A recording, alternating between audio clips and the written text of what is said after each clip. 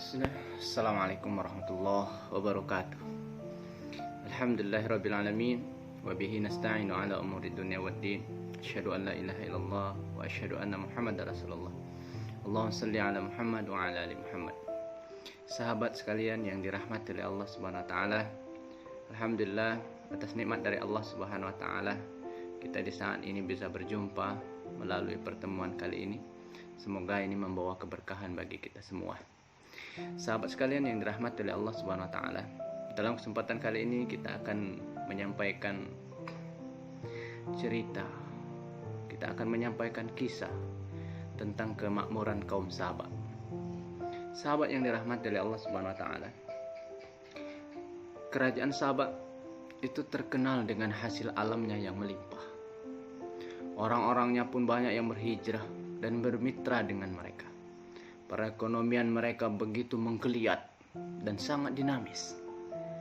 Bahkan Allah Subhanahu wa taala sampaikan saking makmurnya negeri ini di dalam Al-Qur'an surat Saba, di mana Allah Subhanahu wa taala menyampaikan, apa kata Allah? A'udzubillahi minasyaitonirrajim. Bismillahirrahmanirrahim. Laqad kana lisaba'in fi maskanihim ayatan jannatani ayyamini wa simali kulu mir rizqi rabbakum washkurulah baldatun thayyibatun wa rabbun ghafur. Sesungguhnya kata Allah Subhanahu wa taala, bagi kaum Saba itu ada tanda kekuasaan Allah. Di tempat kediaman mereka yaitu dua buah kebun, di sebelah kanan dan di sebelah kirinya. Kedua kebun itu sangat luas dan diapit oleh dua gunung di wilayah Ma'arif.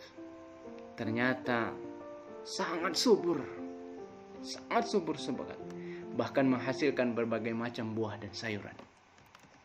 Bahkan sahabat yang dirahmati oleh Allah Subhanahu wa taala, Qatadah dan Abdurrahman bin Az-Zaid rahimahullah pernah mengisahkan, saking suburnya negeri Saba ini, apabila ada seseorang yang masuk ke dalam kebun tersebut dengan membawa keranjang di atas kepalanya, ketika keluar dari kebun itu keranjang tersebut penuh dengan buah-buahan tanpa harus memetik buah tersebut. Terbayang sama sahabat betapa makmur dan suburnya negeri Saba ini. Ada orang yang masuk ke kebun itu membawa keranjang di atas kepala, keluar tanpa memetik, penuh keranjang itu. Terbayang sama kita. Luar biasa. Masya Allah. Bahkan Abdurrahman bin Zaid menambahkan, di sana tidak ditemukan nyamuk, tidak ada lalat, tidak ada serangga, tidak ada kalajengking, dan tidak ada ular. Saking suburnya negeri itu. Itulah negeri Saba. Sahabat yang dirahmati oleh Allah Subhanahu wa taala, kalau menurut Al-Qusairi, penyebutan dua kebun tersebut tidak berarti bahwa di negeri Saba itu hanya ada dua kebun. Tapi yang dimaksud dengan dua kebun itu adalah kebun dari sisi kiri dan kebun dari sisi kanan. Dan kedua kebun itu subur luar biasa.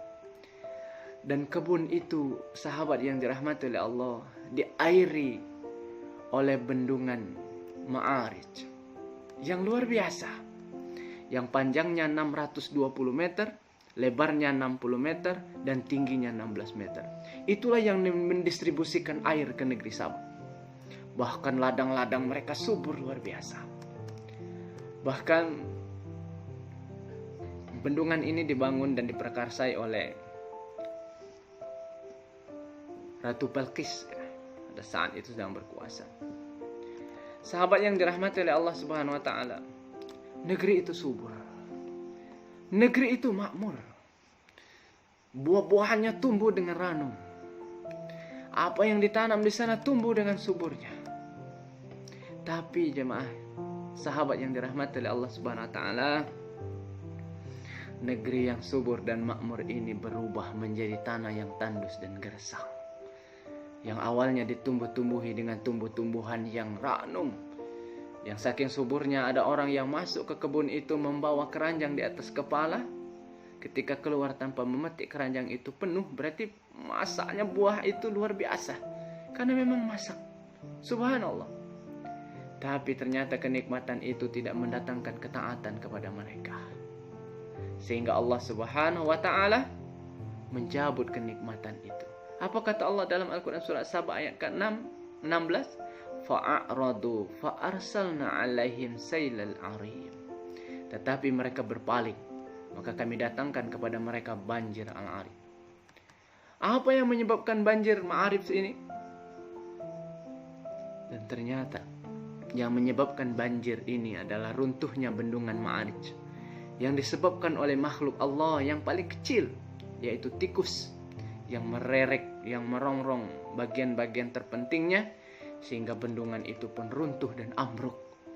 Dan secara bersama-sama bendungan itu menimpa negeri Sabah, yang pada awalnya negerinya sangat subur dan makmur, menjadi negeri yang tandus. Sahabat yang dirahmati oleh Allah Subhanahu wa taala, bahkan saking tandusnya disebutkan oleh Allah Subhanahu wa taala di ayat berikutnya, tumbuh-tumbuhan enggak ada yang mau tumbuh kecuali tumbuh-tumbuhan yang tumbuh berbuah duri, dan rasanya pun sangat pahit. Sahabat yang dirahmati oleh Allah Subhanahu wa taala, dari perjalanan kisah tentang negeri Sabah ini mengajarkan kepada kita bahwa betapa kemakmuran dan kesuburan serta kesejahteraan suatu daerah itu sangat ditentukan dengan taat dan tidaknya manusia. Pada saat mereka mengikuti apa yang diperintahkan oleh Allah, maka pada saat itulah kemakmuran dan kesuburan itu akan Allah hadirkan. Tapi ketika manusia itu mengangkangi perintah Allah Subhanahu wa taala, bahkan menentang hukum-hukum Allah Subhanahu wa taala, maka sungguhnya pada saat itulah kehancuran itu akan tiba.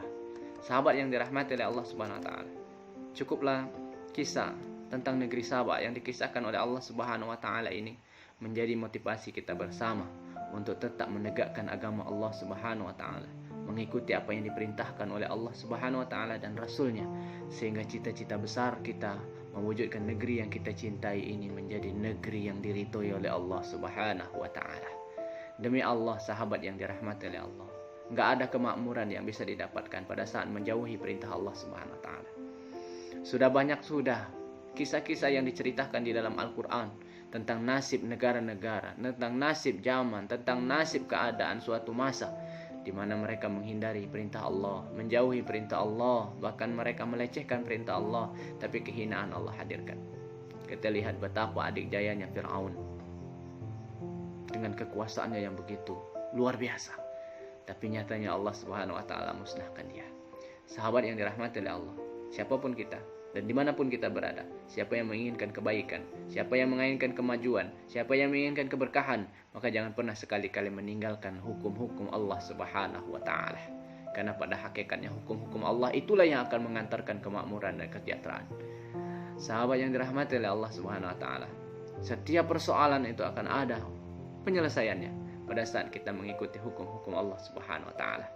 Semoga kita semua dikembalikan oleh Allah Subhanahu wa taala untuk tetap berpedoman kepada Al-Quran.